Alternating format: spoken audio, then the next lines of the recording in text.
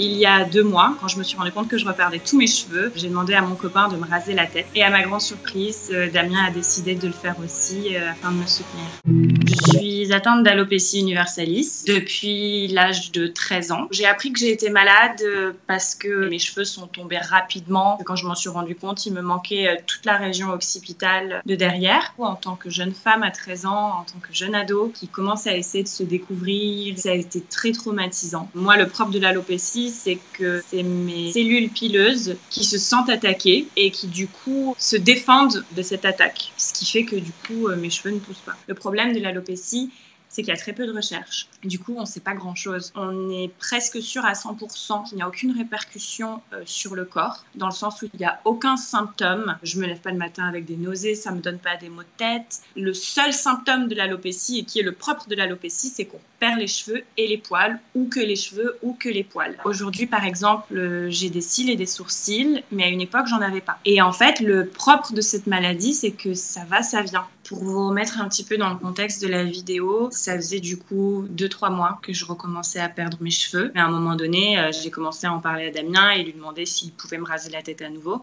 parce que je supportais plus de les voir tomber. Quitte à ne pas avoir de cheveux, je préférerais ne pas en avoir du tout. Et quand il a fini de me faire toute la tête, il a pris la tondeuse et il s'est rasé la tête en plein milieu. Il s'est arrêté, il a fait une pause et m'a regardé dans les yeux et m'a dit « Oui, je fais comme toi maintenant ». Et en fait, c'était un petit peu comme s'il avait décidé que maintenant, j'avais plus à vivre seule et que il prenait les choses en main de son côté lui aussi, quoi. Mon rêve aujourd'hui, c'est de me faire une queue de cheval. Ça paraît fou, mais je rêverais de pouvoir me prendre les cheveux, me faire un chignon, une queue de cheval, mais voilà, c'est pas possible, c'est comme ça. Il n'y a aucun traitement qui fonctionne sur moi de toute manière. Entre 13 et 17 ans, tous les mois, j'étais hospitalisée pendant 4 jours. C'était des perfusions de corticoïdes. J'avais 500 mg de corticoïdes par jour, ce qui fait 1500 mg en 3 jours.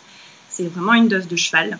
Les corticoïdes étaient tellement surdosés que j'étais à plat. Le but, c'était de faire repartir mon système immunitaire à 0. Fatalité, au bout de 3 ans de traitement intensif, j'avais toujours pas de cheveux. Si vous voulez, c'était des rechutes, des repousses, des rechutes, des repousses. À un moment donné, j'ai retrouvé tous mes cheveux. Je vous raconte pas la déception quand ils sont tous retombés d'un coup. J'ai décidé d'arrêter les traitements 3 ans après avoir été sous traitement. Alors, les perruques, ça a vraiment été au début la façon pour moi d'être encore comme tous mes camarades d'école, parce qu'à l'époque, quand j'avais 13 ans, j'avais vraiment besoin d'être comme tout le monde. Au collège, les gens sont pas sympas. On s'amusait à me tirer la perruque, en fait, au milieu de la cour de récré, voir si j'avais vraiment une perruque. J'avais des gens qui se pointaient devant moi en me disant « Ah, c'est vrai que tu vas mourir et tout », presque avec le sourire, parce que j'avais pas de cheveux. À un moment donné, j'ai plus voulu et je me suis tournée vers le foulard et j'ai remis une perruque à 20 ans. Et là, depuis, j'alterne. Aujourd'hui, j'ai encore espoir que je retrouverai mes cheveux un jour. J'ai encore cette idée de moi dans ma tête où j'ai mes cheveux, peu importe la couleur, parce qu'à la base je suis blonde,